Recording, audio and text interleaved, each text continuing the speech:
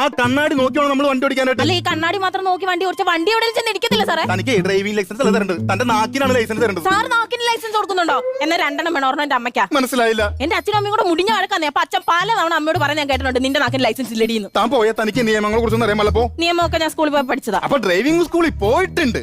അപ്പൊ നിയമങ്ങളൊന്ന് പറഞ്ഞ്. മനുഷ്യാവകാശ നിയമം, വിവരാശ നിയമം. വിവരക്കേട് പറയലോ, ഞാൻ ട്രാഫിക് നിയമങ്ങളെ കുറിച്ചാണ് ചോദിച്ചത്. സാർ വ്യക്തമായിട്ട് ഞാൻ എനിക്കറിയാം. ഈ സൈൻ എന്താണ്? അയ്യ, ഇത് സൈറ്റ് അടിച്ച് കാണിച്ചതല്ലേ?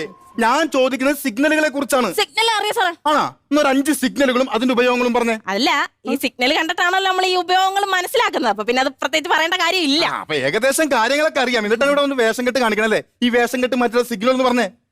Okay, all the best. പറ. Good. V for victory. I love you. ഇനി സാറിനോട് പറയാൻ ചമ്മലുണ്ട്. ഇനി പറയണമെന്നില്ല. ഈ കാണിച്ചേക്ക് എന്താണ്? വളയ്ക്കാനുള്ള, വളയം പിടിക്കാനുള്ള. താൻ ആദ്യം പറഞ്ഞാണ് കറക്റ്റ്. ഇത് വഴി പോണ ആൾക്കാരെ വളയ്ക്കാനുള്ള സിഗ്നലാണ് ഈ കാണിച്ചത്. മനസ്സിലായോ?